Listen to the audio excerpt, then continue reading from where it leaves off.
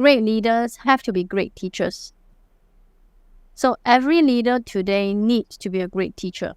We have to understand the level of understanding of each individual and give them the right support to bring them up to mark, right? We need to bring them to the right place with the right instruction, with the right guidance.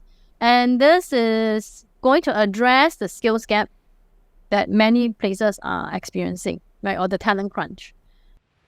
How do you get 10,000 people to take a step to the left?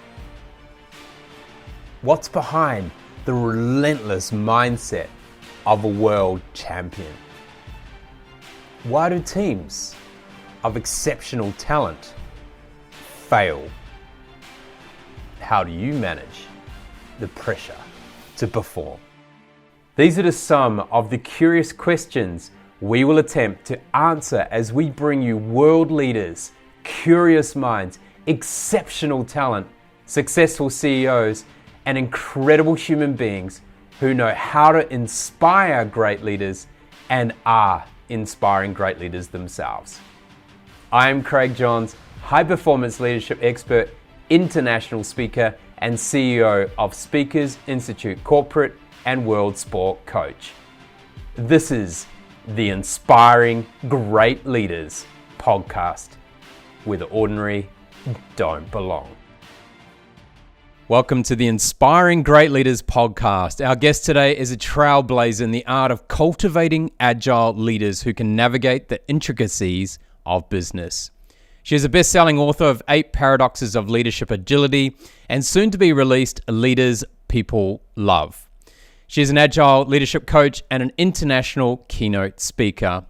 Our guest has been awarded the prestigious titles of Woman Superachiever and one of the top 101 global coaching leaders at the 28th World HRD Congress. This inspiring great leader completed computer engineering and a postgraduate diploma in education at the Nanyang Technological University of Singapore. She is the genius talent behind Ascent's Agile Leaders, an official Forbes Coach, is council member, and LinkedIn Top Voice Company Culture Singapore. I had the privilege of bringing you a remarkable leader who is fascinated by agile leadership, loves helping people find calm in the face of storm, and inspires people through storytelling. Chuen Chuen Yeo. Chuen Chuen, welcome to the show. Thank you for having me. So good to be here, Craig. Good fun.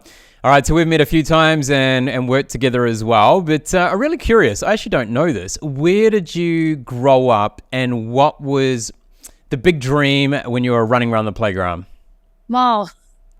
I'm a true blue Singaporean. So there's a term that I always use to describe myself, the global coach. Why I say global, it's a made-up word, global, made out of global and local. So while I coach internationally, I'm a true blue Singaporean. I'm very good in my Singlish. I shall demonstrate one day when we meet in Singapore. But when I was running around in the playground in my younger days, honestly, as an Asian woman growing up, I don't think there was much space for any dreams at all. That's really truth be told. It was only when I became an adult that I discovered my passion in developing people and elevating leadership all around the world. So it was a passion that I found later on in life.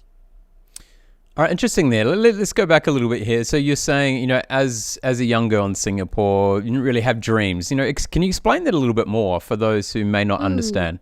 Yeah, okay. In a traditional Chinese family, girls will always take a slightly lower place compared to the boys. I was fortunate in a way. My family, 3 girls, right? So all of us were of equal status, so to speak. The only mission at that time was to do well in your studies. Do well in your studies, get married, have children, and that's it. So there's not much of an aspiration, I can say, in my younger days. So what did you enjoy studying at school then? Obviously you've got to study hard and get good grades. Was it something that was a bit of a chore, or were you really fascinated by some aspects of school? My favorite subject was biology. I enjoy figuring things out, understanding how all the interconnected systems worked together. I think later on when I discovered my Clifton strengths, I realized that was probably part of connectedness, because how you can see a system within a larger system. So that was something really fascinating to me. I was pretty good in my mathematics. I think being able to do well in a subject made me motivated as well, because really the goal at that time was to do well in your studies. Yeah. Interesting. Would you describe yourself as more of a leader or follower through those formative years? In the formative years, definitely a follower, I would say. It is just from the setup of the larger culture. It is simply that way. But when I started working towards my younger adulthood, then things started changing. Yeah. And for you, obviously making a choice going into, you said you love biology. I know you studied computer engineering and also education. What drew you towards becoming a teacher and going into the world of education? So I had quite a difficult industrial attachment period. I was working on one of the transport systems, and that gave me an insight where I knew if I were to join any company, I want to be able to tell the truth. I think in the commercial business, things like ethics, honesty sometimes get challenged, right? Depending on the situation. So I was very clear I want to be in a place where I can be true to myself. So I decided to join the teaching service, which I believe then is an occupation that's very noble, where you get to speak your truth. And even today, I hold very dearly to this value of speaking the truth. That's a good question. What is truth? Well, truth is subjective, for sure. Truth is subjective. Truth must be helpful, I feel. Truth must be helpful. I find in my interactions, many times there's feedback that needs to be given, but for fear of offending other people, we don't give that. And we see that in corporate all the time. But setting myself up as a trusted partner, as a coach now, and as a teacher before, it gave me that permission to be able to speak the truth for the benefit of the person. I love that. The education system in Singapore, did you see it shift much, from when you were a child to when you were teaching, and maybe even now as a parent? Well, what have you noticed in the way that the education has shifted in Singapore? Yeah, it is a tremendous shift. In the past, people are so afraid of this exercise called the streaming. So they maybe at P4, which is at 10 years old, and then at 12 years old, children are being streamed into various, we call them streams, basically based on ability level. And if you are a late bloomer, you will find it very difficult to succeed in society in future, because at 10 or 12 years old, there's a cap put on you immediately. But now this has been lifted, which is a great thing. So my three children are still in Singapore schools, and I'm happy that they are there because of all these changes in the education system. That's one. Second one is the embracing a strengths-based education philosophy. So in the past, students will be limited by their course. The subject that they get to enroll in is limited by the course that they have been put into. But right now, it's based on aptitude. So regardless of which stream you are in, you are able to aim for the subject at the highest possible level that your potential can allow for. So that's another one. And I think families-wise, the gender inequality is a lot better these days. Yeah. Yeah. So there's one thing teaching, students at school. Actually, by the way, were you teaching primary school, high school, middle school? Secondary school. So 13 to 17 years old. There's one thing about teaching, those secondary school kids, especially, they feel like they know the truth. They're very outspoken. They'll call you out if they don't like something. They will tell you pretty upfront. To then shifting into a world, a corporate world, we are now starting to coach leaders and other people. How was that transition for you? definitely full of fear, a lot of imposter syndrome. I think the listeners would be able to relate with that. Imposter syndrome is so prevalent. But at that time, because I had it was a moment where my mortality was challenged. I wasn't sure if I would be alive the next moment. And in that moment, I realized, like your whole life would flash before your eyes, and you will realize that, oh my God, I did not achieve anything, there's nothing to cheer about. So I did make a wish at that time that if I were to survive, I want to be courageous. As a kid, I was very timid. So you're really seeing a different Chuen Chuen, because I was so timid in the past. I was so quiet. I was like the shadow. And now I am a lot more courageous. So despite having fear about failing, of course, I apply myself, really finding the right process to learn the skills needed, to be open, to develop the humility to learn again and again, and to ask the right questions. So that was the journey. I met many benefactors along the journey as well who gave me a helping hand. Yeah. I think, everyone experiences imposter thoughts at different times. And imposter syndrome is obviously, where those thoughts keep repeating themselves on a regular basis, which then start to hinder us and hold us back. How were you able to overcome that kind of imposter syndrome or those regular imposter thoughts that you were facing at that time? At the beginning, I think it was purely suppression. It's like you don't even dare to look at it. So if you have an imposter thought, just take it, shove it into a box and put it into the darkest corner of your mind.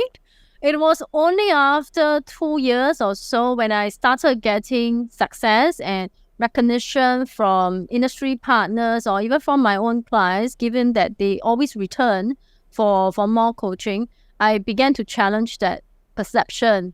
The thought is, I'm not good enough. But given the evidence, the real hard evidence, if I look at it, it doesn't match up, right? So that was the time I started believing that I could do it. So I think the way to overcome it then is to do it first, then use the evidence to prove to yourself. Of course, there were failures. So to speak, minor ones. But for people who have imposter thoughts, every mistake is amplified many times. So in the earlier days when I do lose business or I have clients who are not so satisfied, I always ask myself, okay, what can I learn from this? So having the learner's mindset is very important, and it helps because learner is my number 2 strength in my strengths profile. So good for me. I like that. This is good. Now, obviously, you've focused a lot here on leadership over the last few years. You got a couple of books around leadership. Was there an instance where you felt leadership, the type of leadership or the style of leadership you face, was hindering either you or other people? Was that kind of the catalyst to really focusing on leadership and what we could do better? Yeah. I had just had a conversation about this with another person the other day, that our experiences shape our passion and our drive, I had quite 2 different types of leaders in my early days in my career. One was very transactional. You don't feel the connection at all. You don't feel included. And it's purely an exercise where we each get our jobs done and we go home. There's no relationship, right? And those 5 years I was reporting to this manager, I did not grow much. It was kind of like you don't have feedback. You have no one looking at you and giving you feedback, telling you the truth, right? So that you can improve. And without feedback, quality feedback, you cannot grow. But if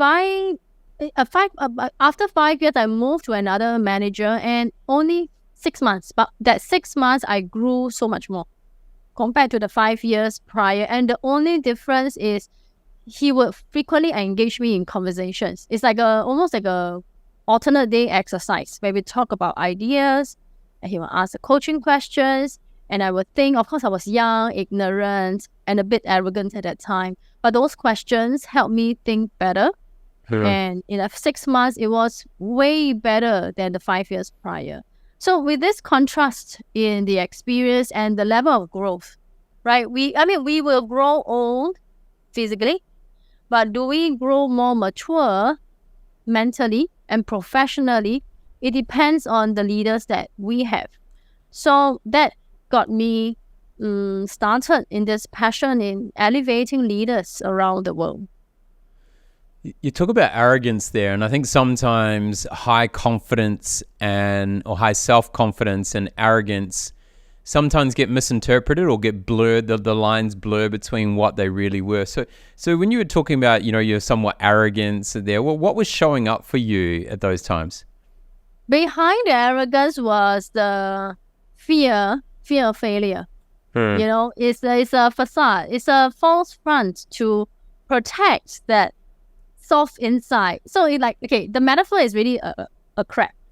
You're hard and fierce on the outside, but inside you're all soft and vulnerable. I didn't want people to see the vulnerable side. Yeah, and I constantly had to prove my worth by being number one among my peers, among the competition. So that wasn't helpful. Actually, that was the reason why I had my first crucible moment as a leader, where I failed at an interview to be promoted. There was a promotion interview, and the panel asked me to take a few more years. I think they are really wise, and of course that challenge that I really confronted. I was confronted because I thought if I've studied so hard, I did so well in school, I did everything right, why am I not promoted? And those things are the ones that kickstarted my personal development journey that gradually transformed me into the person who I am today. I love it. Now, you've written about the 8 paradoxes of leadership agility, and I love when people talk about agility and change and things like that. But how do we balance in a way the agility and the speed we need to move at versus kind of performance? How do you balance performance and the speed? Yeah. It's all depending on the context, right?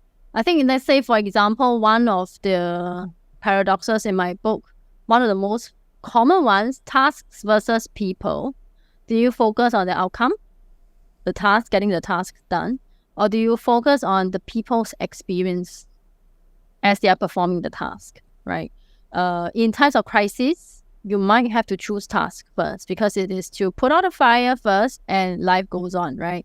But in most companies, I find that the challenge is they neglect the importance of relationships, because in times of change, a leader's currency for change is trust. And if we did not invest the time to focus on the people, to build a relationship, then when disruption happens, we lack the currency to demand that kind of change rapidly, and then they can perform. One thing I always remind the leaders I support, you are just one person. We cannot achieve anything if we are alone. We have to learn to enlist other people into our cause, our mission. And to do that, we might have to choose to slow down. Right? So I when I look at things like speed versus performance, a lot of leaders can do with more patience, because in their hurry to get to the end state, they compromise things and they may lose a relationship that they can never repair. Yeah, okay. I like that. I think that's good when you talk about people. When we kind of look at change agility and change adaptability, one is being open to change, that adaptability, versus kind of the agility as our ability to be able to change direction at speed, or that capacity to quickly change direction. Why is it important for leaders to approach their leadership with an agile mindset? Accenture recently released a report measuring the amount of disruption, right? Right now it's 400% more than the previous 5 years. So the level of disruption is a reality. We need exponential changes. For companies, it's about longevity. Can they remain relevant to the consumer so that they can be in business, right? So for leaders, then the agile mindset is important because what used to be successful might not help them continue to be successful. Like Marshall Goldsmith has this very famous quote, "What got you here can't get you there." So right now, if you look at the workforce with 4 to 5 generations in the workplace, Gen Zs are coming in to change the game significantly. If the leaders are unable to engage the workforce, then whatever great initiatives, whatever great strategies you conceive in the boardroom cannot be implemented. So the agile mindset is very important. I think it's not just about the work per se, it's about our way of relating and connecting with people to motivate them so that they are willing to be part of your team and work towards getting the high performance. You're opening up all sorts of conversations in my head right now. I'm just trying to decide which ones to go down here. I'm going to leave generations. I'm going to come back to that because I think it's important to discuss that. But when it comes to performance, right, this is what I've noticed all around the world. Yes, we can be agile and we can change direction quickly. We need to be relevant, 100% sure. That's so important. But what is consistent with high performance is that they do the foundations really, really well. So how do we balance ensuring that we are able to continually hone the fundamentals, the foundations of great business, but also having that agile mindset as well? Like I don't think you can have one or the other. If you stay with just the fundamentals, you are likely to be irrelevant pretty fast. But if you are changing quickly and you're agile and you're moving all the time, without those fundamentals, you get stuck. So how do we balance those two components to ensure that we can provide stability and flexibility at the same time? Yeah. So there's a quote in my book, "Busyness is not productivity." Okay? We must not confuse busyness with productivity. So in this era, we have to learn rapidly. We have to learn constantly. But the most of the time, most people don't have time. Okay, let me say that again. Most of the time, people can't find time to learn. Right? People can't find time to learn. So if they don't learn, they don't practice, they are not going to be relevant. So there's the flexibility involved because at the moment in time when you know that you have limited time on your hands, right? Everybody has limited time. Which one are you going to invest your resources into and learn it fast, learn it well? You have to be watching the trends. I think the worst thing is to embark on a journey where you learn something, you pick up a skill, and then immediately when you come out of it, it's obsolete once again. So it is a two-way, process where I'm watching what is happening in the market, the trends, what are the up-and-coming sectors, skills that are very required in the future of work, and what are my interests, what are my passions, what am I able to maximize my rewards in. So it's that two-way observation, which I feel is also very important because everybody has limited amount of time. Yeah, we certainly do have a limited amount of time. I was actually discussing with a colleague earlier today around that AI is replacing people's jobs, and people were up in arms around it, right? So they're up in arms because artificial intelligence is replacing their jobs. Well, if you're agile and you're smart, you'll be looking at your job and going, can this be replaced by technology? And if it can, I would be looking very quickly to how could I position myself either in that company or in another company and go, here's what I can do. Yes. that technology can't, that artificial intelligence can't, or Yeah. how can I support that? So those skill sets to change, we're probably going to need to change from a more macro perspective in We're, some people's jobs more regularly now than what we used to. That is yes. 100% true. Yes. But we've all got time. I think we still have time. I think people just make a choice to spend their time differently. I don't think anyone's working any harder than what we ever have. I think you're working too hard. We are working way too hard. Do you reckon we're working harder than we ever have? Look, I grew up, my dad worked 13 hours a day, 7 days a week for until he retired at 45, right? He worked hard. And I saw a lot of people working hard. I don't know. I don't know if people are working harder now or they are just being busier. And I don't know if they're working harder. I think people are still out there. They've always worked long hours, some people. Some people have always worked short hours and made shortcuts. I don't know if it's changed. I'm not sure. I think it's the quality, whether we have mind space to process all the information. We may work shorter hours in some sectors, but the complexity of the job has increased many, many folds, right? The level of collaboration required and learn, unlearn, and relearn is also always there. I find the people that I work with, oftentimes they are just running from one pit stop to the next without time for rest, consolidation, reflection, which then impedes their performance in the long run. Yeah, so the mental load is real. That's what I'm noticing. Is it Netflix? Is Netflix the mental load? And is social media the mental load? Because when we were younger, right, we had less distractions. True. We had less distractions.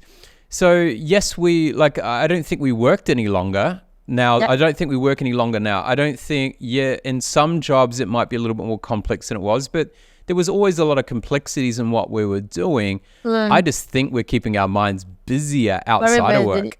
In those breaks. I think maybe that's the issue. Maybe because everyone stopped smoking and stopped having smoko breaks, that we've caused an issue in this world, and that is people just keep working.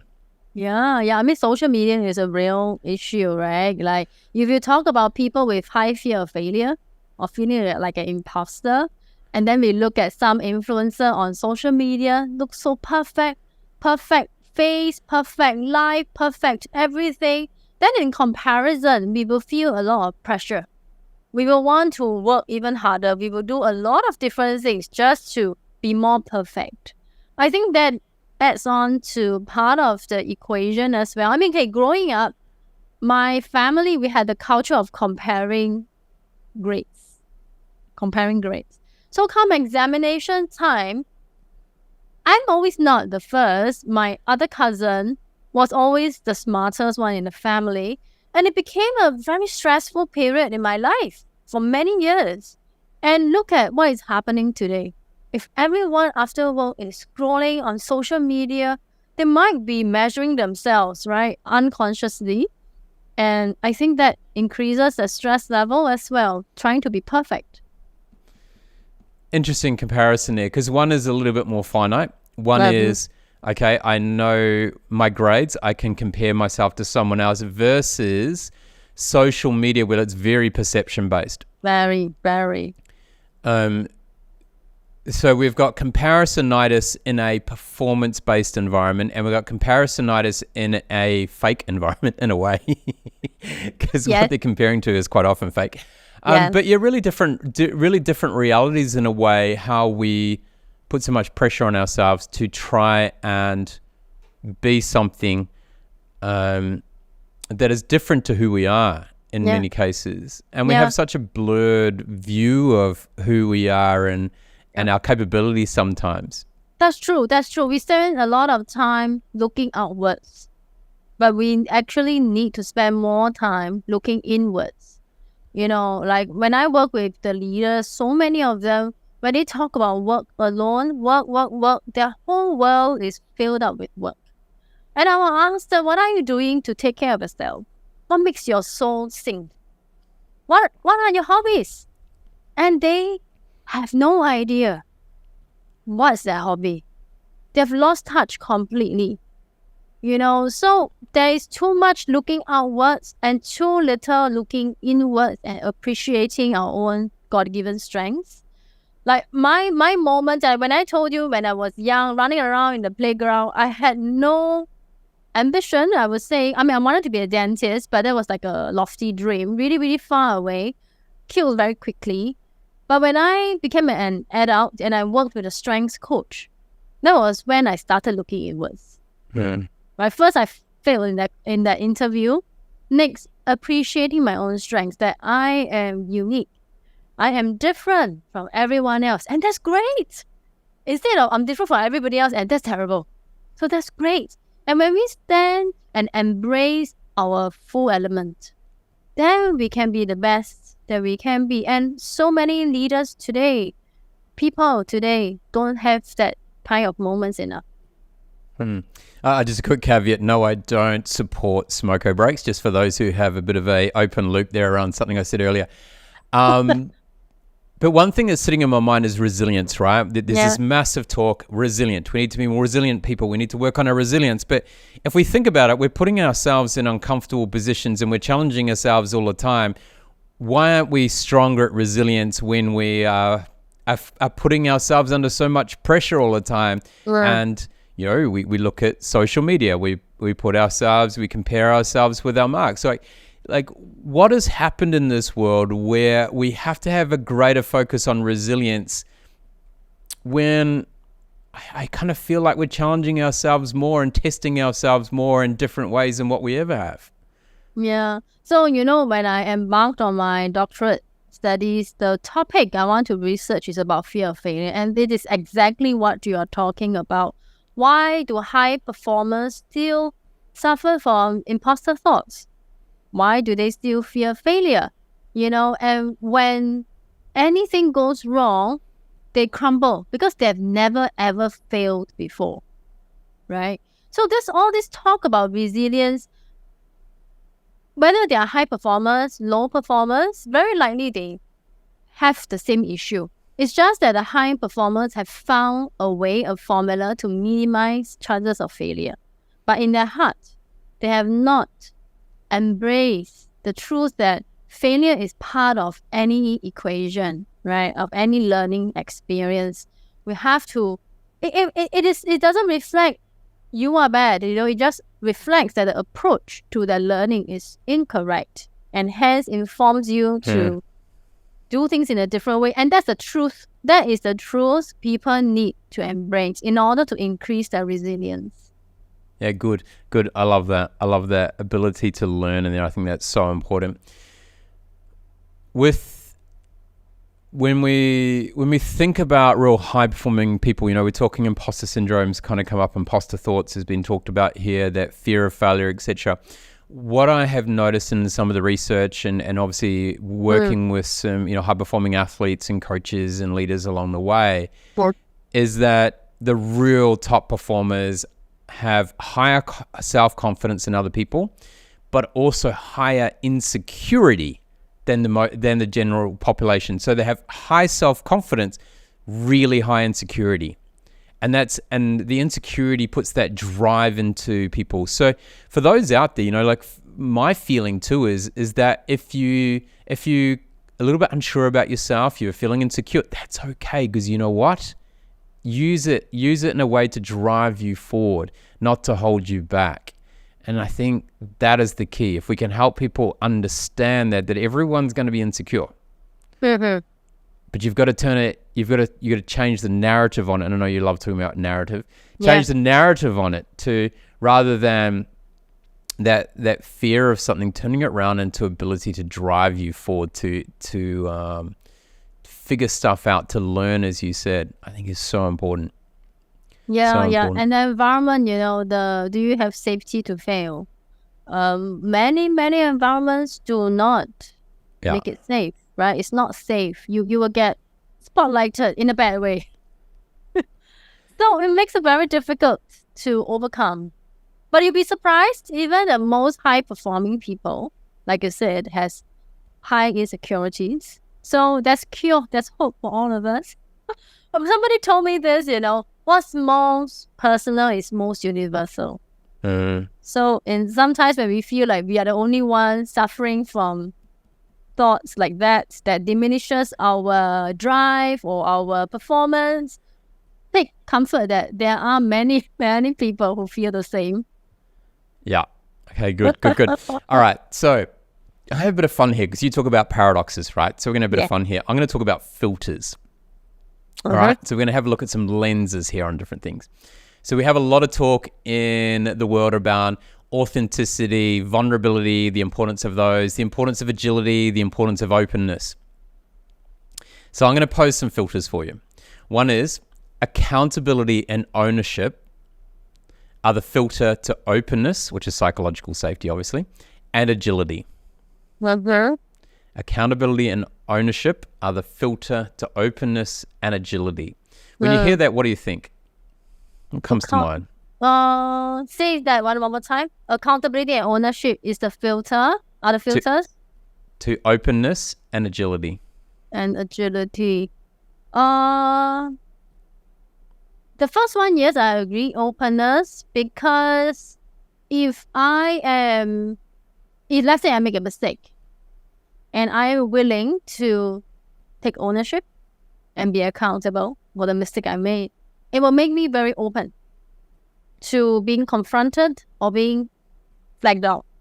Okay. For agility, in my work, my definition of agility includes some level of authenticity. Right? There's the looking inwards, knowing what you are truly capable of.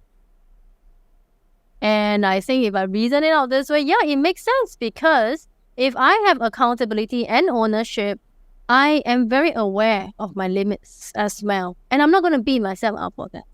Right? But in fact, I'm going to take the smarter route by choosing an area where I can really excel. Right? So that's where the agility is. Because if I say I'm going to pivot, I can pivot in so many directions. The one you choose has to be the one that is aligned with your strengths, because you want to be accountable, right? You want to know where your limits are and you own up to it, then you choose the right one for yourself. Yeah. That's good. Good one. Yeah, I like that. I like how you responded to it. For me, inside an organization, if you create openness for people to feel safe, to play, to try things without fear of failure or fear of someone questioning you or berating you in a way, but also that agility to change direction, you've still got to have your own ownership of it. If you're not accountable to the actions you take and have ownership over the work that you do or the way that you change, then it potentially can go quite loose. It can fail in a way. Yeah. Because you can create this like a place of chaos in a way, like a very loose chaos that kind of loses its way, and then it's very difficult to maintain a sense of culture and potentially positive productivity.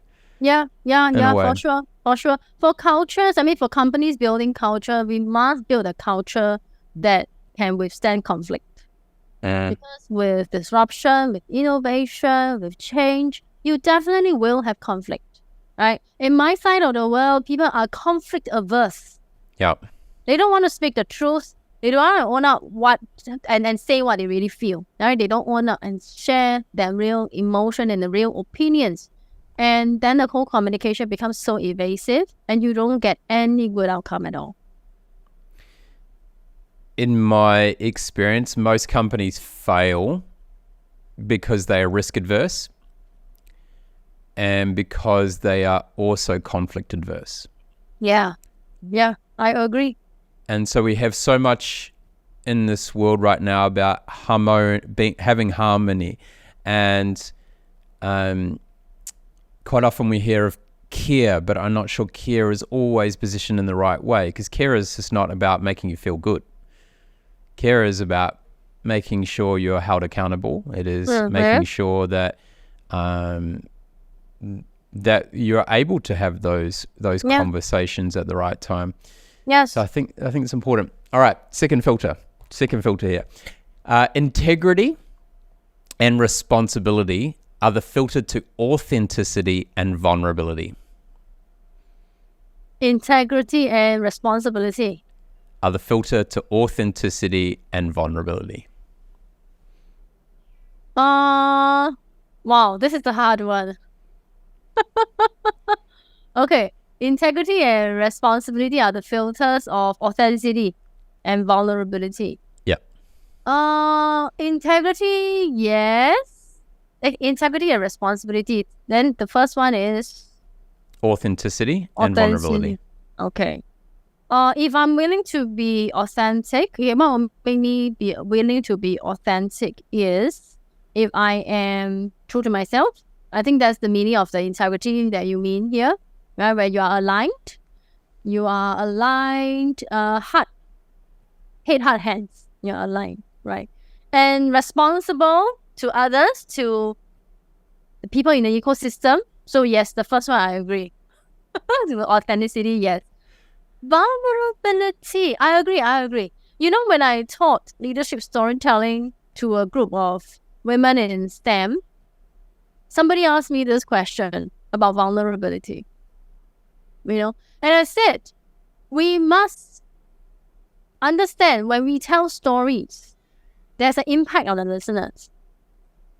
So, are you going to be responsible for the impact when you share vulnerable stories or not? That's why you have to be choice. You choose carefully what kind of vulnerable stories you're going to share. And don't share your bleeding wounds, okay? Share your scars. Share what you have learned. It's your responsibility as a storyteller to make sure that people are transformed for the better because of your story. I like it. It's good. I don't need to discuss that one anymore. I like the way you've approached it. This is so difficult. I almost thought I would fail.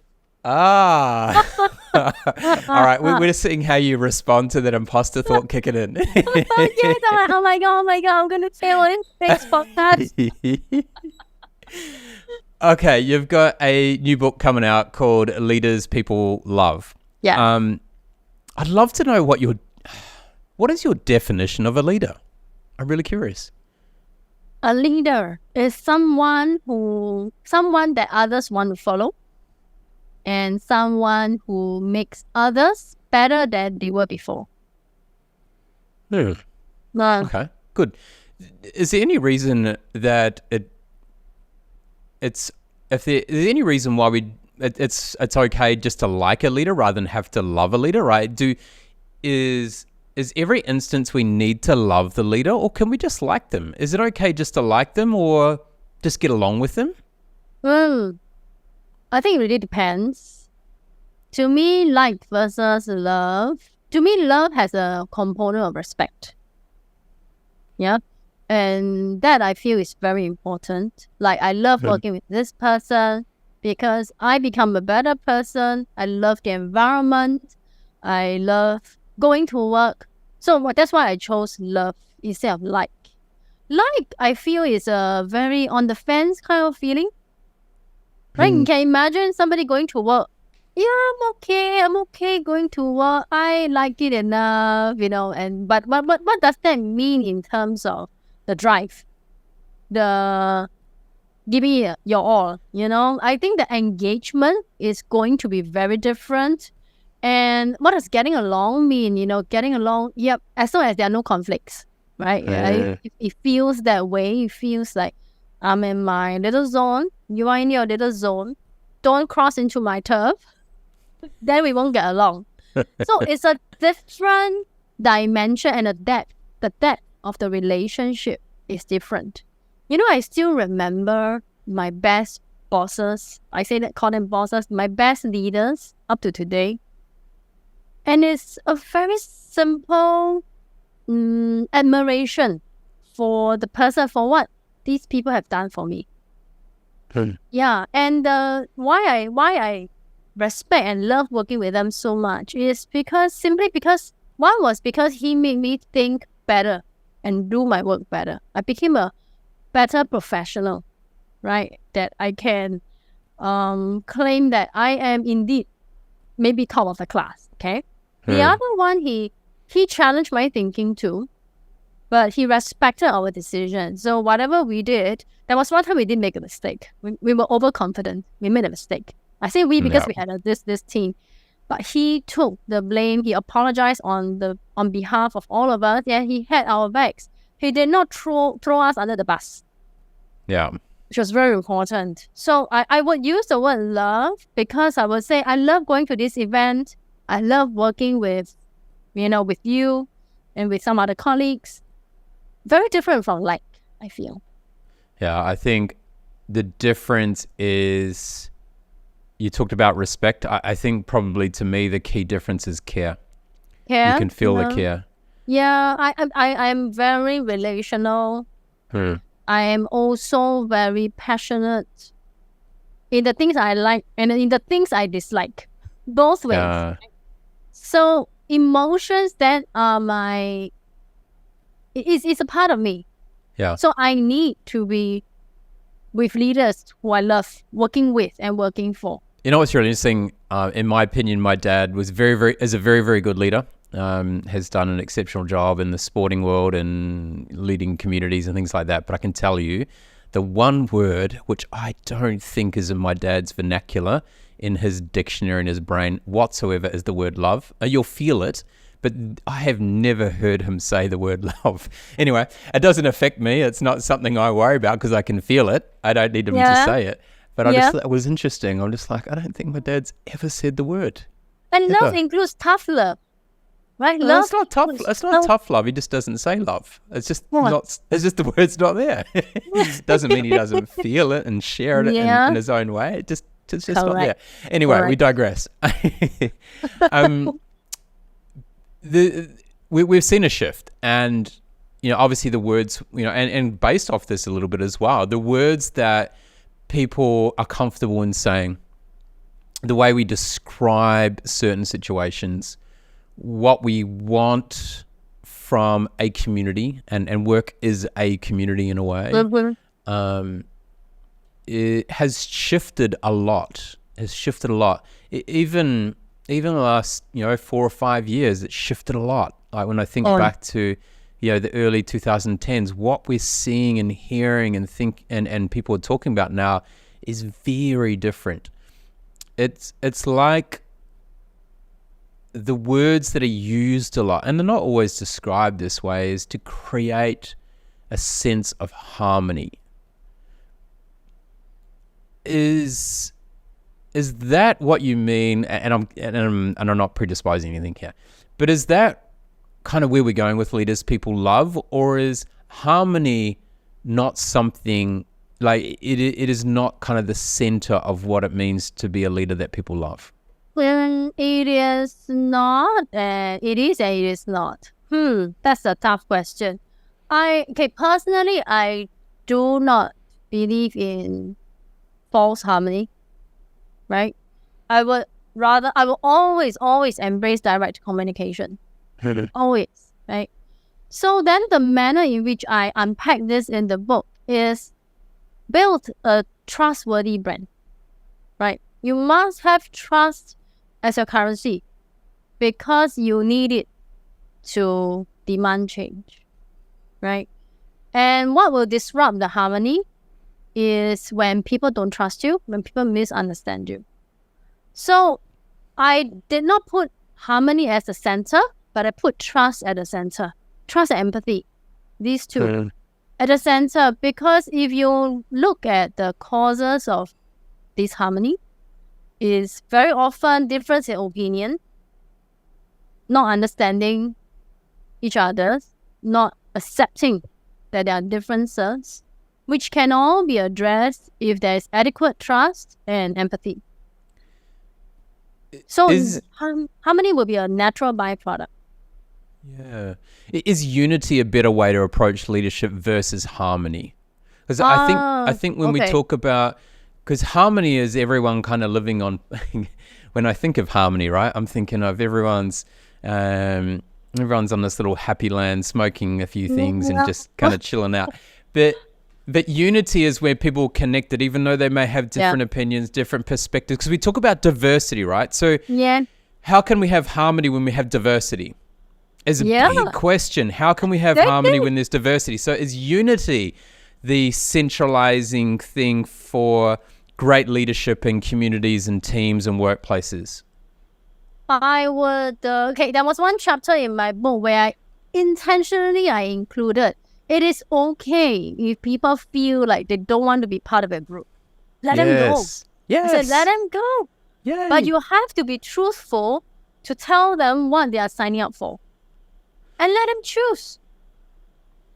Right? So those who are willing to choose and commit, they will be part of your group. Okay. And those who choose to go, it's fine. It's fine. So the word for me is not unity. I would choose commitment. So I think a few core things: trust, empathy, honesty, and commitment, and excellence. I'm a high achiever. I'm like, I can't let go of excellence. If I asked you to rank those in order, how would you feel? No, I was kidding. Wow. Okay. Empathy first. With empathy, then there's trust. Okay. All right. Okay. I have a love-hate relationship with empathy. Because I see it cripple people. I see empathy cripple people. I see them hold on to the feelings of what other people are going through, or what they perceive other people are going through. They see something, they sense something, and they feel something. It's not always aligned to sometimes. So empathy is I feel something. This is my understanding of empathy, right? So empathy is I feel something. Compassion is I feel something and I'm there to help you, right? I'm willing to lend a hand. So and I hear a lot of people talking about we need more empathetic leaders. I'm not so sure, because empathy can cripple a leader. Right. But compassion can help a leader, and it can help the other person. Well, so should we be focused on people being more compassionate, more empathetic? Now, this is just my understanding of it. So I'm sure other people have different views on this. Yeah. But I'm curious to hear your thoughts on this. Right. So I would, because my definition of empathy is different. And based on what I'm seeing from workplaces, I can understand why people say we need more empathetic leaders. Because oftentimes people from the ground would go to the senior leaders and say, look, we have this problem. And they will say, I know. Sounds like an empathetic statement. But then next statement is, but we have to do this. But I'm sure you can do it. But we have no choice. So it sounds like dismissive, right? It's a dismissive statement, which then makes them look unempathetic. So when I choose empathy first, I would choose empathy over compassion, because compassion would sometimes be too forgiving, right? I used to be an educator. There was this saying in some years of my career where we say discipline is tough love. And when we say discipline is simply creating the conditions for learning, which means sometimes we have to do something that we don't like to do. But it is great for you at the end of the day. So I chose empathy because I think about it in a strategic way. If I can understand what makes somebody else tick, I can understand their feeling, then I will be able to bring them along a journey and persuade them to join my cause. And if they don't, it's fine. So that's where I feel the empathy is needed to look at things from another person's shoes. Okay, in storytelling, I say this as an audience-centric communication. I'm not saying what I want to say. I'm saying what others need to hear. But before I can decide what others need to hear, I must know what they're thinking about first. So that's where empathy comes in. Interesting. You're talking about walking in other people's shoes, and I hear people to say the same, but how can you walk in someone else's shoes when you're not walking in those shoes, right? Yeah. It's a perception of what you think they're going through. It's still not always the reality of what they're going through. Correct. So we can never fully ever understand. We think we know. but we don't actually know, right? We can only be very observant to see their response as we engage with them, to know whether we are on the right track. All right. What's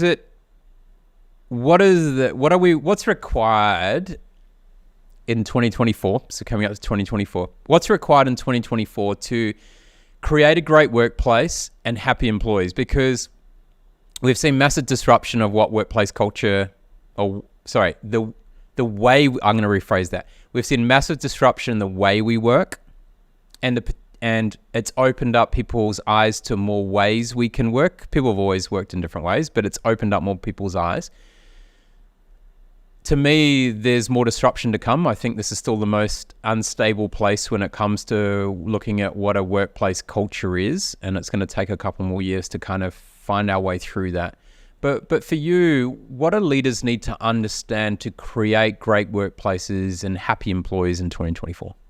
I think two things. One is understand there is a purpose gap, right? McKinsey published a report saying that the purpose gap between senior leaders and people on the ground is huge, right? Which means senior leaders are generally happier, right? When I wrote the book, I developed a survey which hinted at the same thing. If we rated happiness level, the happiest are the senior managers, followed by individual contributors, then junior managers, and lastly, the middle managers. So the purpose gap is real because senior managers are always feeling that they can see a direct impact of their work on the mission, right? So they are happy.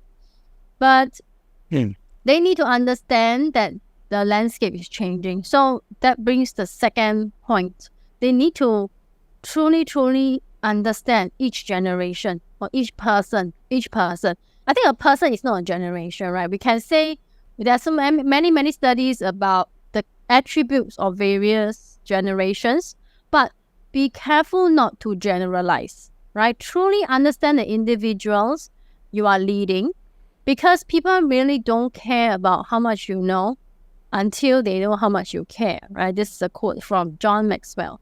So get down to the ground, understand each person, truly listen. I was having this conversation with another person, and we were laughing, like, why is it that we have lost the ability to listen? Why? We have so much blabbering happening in the workplaces. People who are the loudest, the most vocal, are seen as the most outstanding, and we have forgotten how to listen. I really cannot imagine going to a course where I'm going to teach you how to listen. That's so strange. So listen more. Understand that the purpose gap is real, that even if you're very happy in your work, it doesn't mean that everybody else is.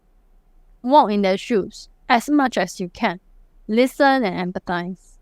Then you can create a workplace that people want.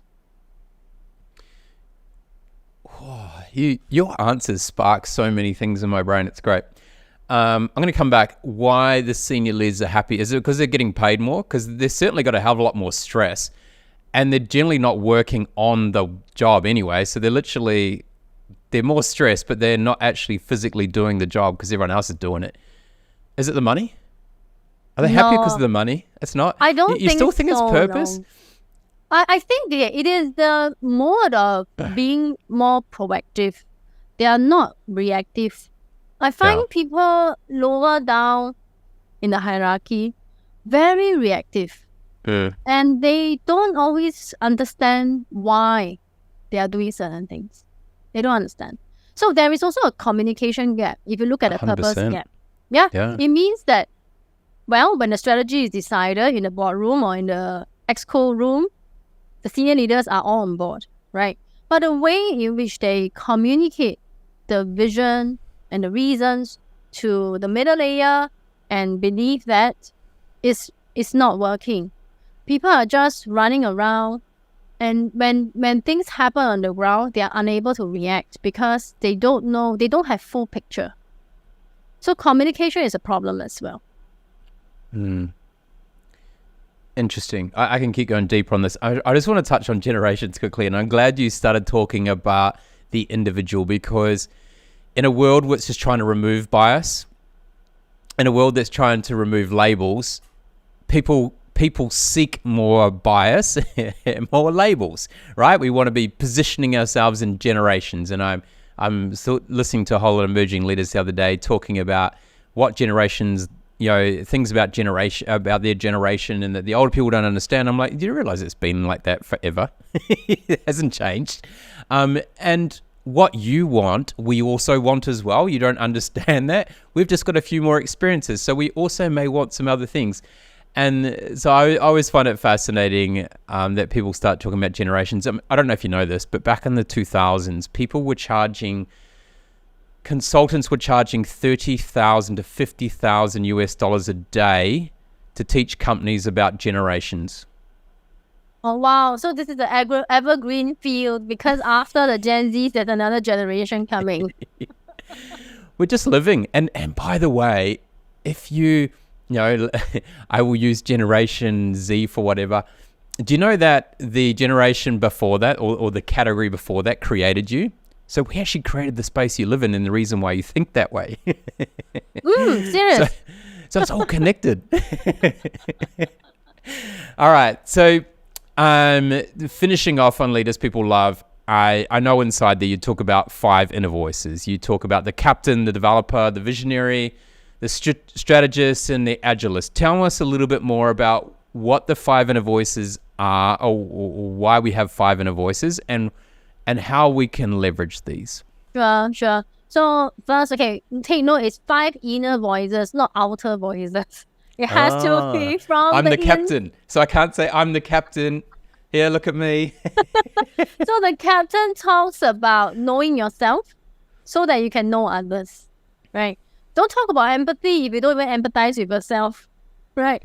And you have a very strength lens. So you talk about filters, lenses. The captain has a strength lens. It's a master at putting people in the right places so that people can excel. And same for the person himself. Developer is being able to guide and coach, mentor, or even facilitate such that others become better than they were before, right? So earlier you asked me my definition of a leaders people love. I am a big fan of learning. So I love leaders who help me learn better, right? There was a HBR article recently that talked about great leaders have to be great teachers. So every leader today needs to be a great teacher. We have to understand the level of understanding of each individual and give them the right support to bring them up to mark, right? We need to bring them to the right place with the right instruction, with the right guidance.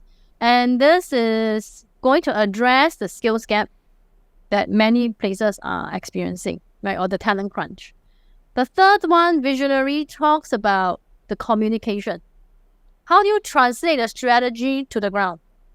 How do you ensure everyone is on board, right? The reason why organizations are not able to pivot or innovate or change rapidly is because there's too much gaps in between everybody. So it's too scattered. We need a tightly knit community. It's like a bunch of ants, I watched a documentary the other day. Ants forming a bridge.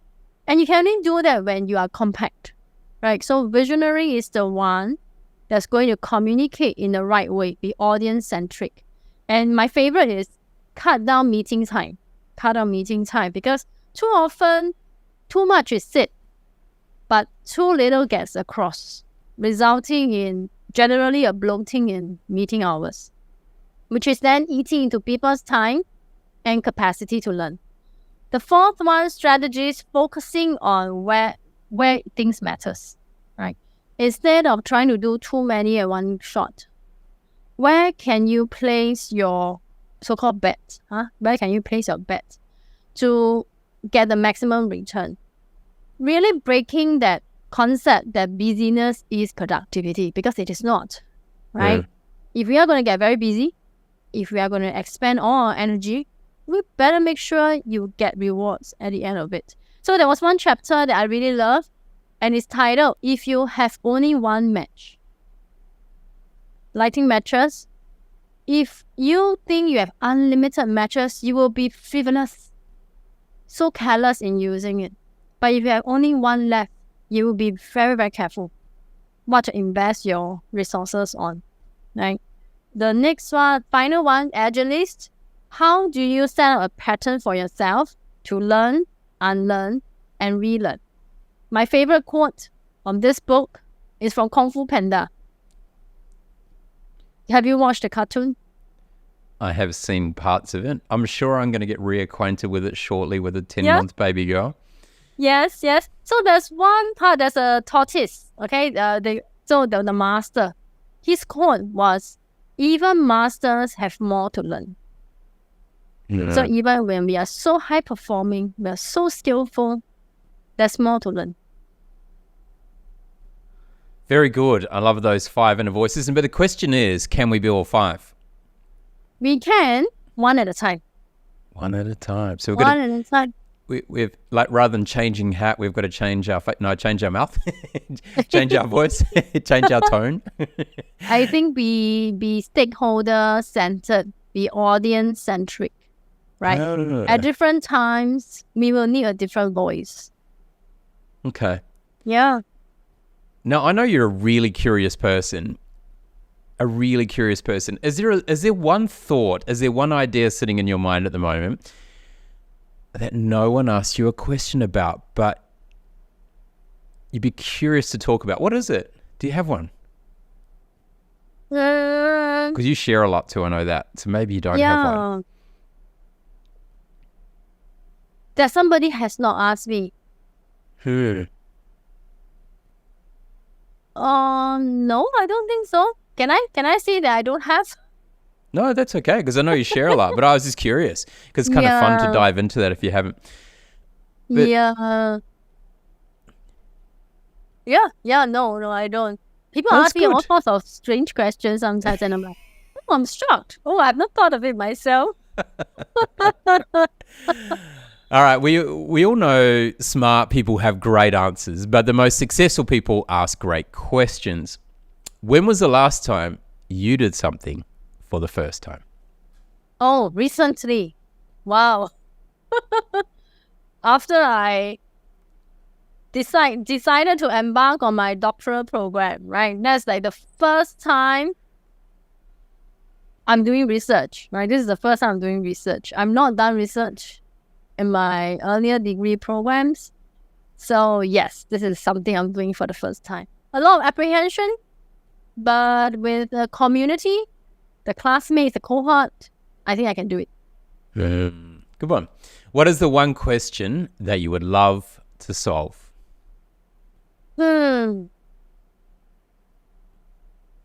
I don't want people to feel like work is miserable, a source of misery, right? So the one thing I want to solve is, can we get rid of Monday blues? Why did Monday blues? Well, they're starting the 4-day. I mean, the 4-day work week's becoming popular, so maybe just don't do Monday. Then they will have Tuesday blues. Oh my gosh! I mean, to me, it's really work. Okay, this one I learned from one of my coaches. She's very insightful. And she said this: my work is an expression of my spiritual path. Right? Whatever your religion is, if your work is a way for you to find your best self and to be of service to others, do that. Right? So the puzzle I want to solve is, how can we make work great for everybody? Very good. For you, what is an inspiring great leader, and who's a great example of this for you? So one of the former managers I've had, right? The one who would challenge us in our thinking.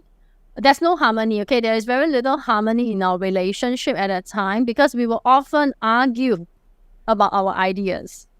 Right? We'll argue, and eventually he will leave it to me to decide, because he would trust that I have the judgment, I have the discernment to make the right call. And when I did not, he did not blame me. There was zero blame. So I think the most important quality of a inspiring great leader, ownership, accountability, don't blame others. This is very, very important. And in my work, this is something that people want so much, but it's in pretty short supply, I must say. It's been a fascinating conversation. I'm sure people would love to learn more from you. So how can people learn more about what you do, and what is the best way for people to connect with you? Connect with me on LinkedIn. I am on LinkedIn very often. I'm wondering if I'm on social media too much, but I shall reflect on it.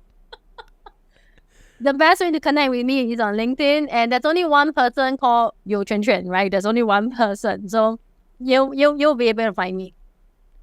Chuen Chuen, it has been an absolute pleasure speaking with you today. We'll pop those links in the show notes, but I really loved your openness to talk about when you were younger, and that kind of feeling of not being able to dream and kind of being set in this is the way you are to approach life, to, I suppose, breaking the rules, which you love doing. You love breaking the rules all the time and thinking a little bit differently and challenging the way we do things and questioning things to go, is there a better way? Is there a better approach to this? And I love the fact that you have an extremely curious mind. I love seeing your thoughts out in social media. And for anyone who hasn't seen yet, you must check out Chuen Chuen's kind of daily thoughts as she goes along about her life, and things pop up and she loves to talk about them, especially around leadership and the agile space. To the way that you articulate things in your book and the way you speak around leadership and your approaches to how we can be more effective leaders and create those really beautiful places for people to work where they are happy, where they can, I suppose, connect to themselves and find it meaningful. And hopefully we can get to a space in the future where a lot more people are really enjoying the work that they do. I think it might be impossible to try and get everyone to love it. It'll be a good target. But I love what you're doing, and thank you so much, and all the best with the launch of Leaders People Love. You can, for everyone out there, you can find it in all good bookstores online, and I'm sure in person, and if you're in Singapore, at some of the bookstores there. But thank you for doing what you do and helping inspire people to be leaders that people love. So thanks for a great conversation, Chuen Chuen. Thank you, Craig. Thank you. My book is going to be launched tomorrow. Whoa. And for those who are listening online, because you'll receive this a little bit later, that is December 5th. It's being launched. So by the time you listen to this, you might even have a chance to check it out and maybe buy a few for Christmas presents as well. Awesome. Yes, I would really love that. Thank you so much. It's time for you to join the Inspiring Great Leaders movement by visiting craigjohns.com.au. Share this podcast on LinkedIn and be sure to hashtag Inspiring Great Leaders. We would love it if you could leave a review on Apple Podcasts or Spotify. Drop us a line with your feedback and questions and connect with us on the Craig Johns LinkedIn, Facebook and Instagram pages. Be sure to check out the next Inspiring Great Leaders podcast, where the ordinary don't belong.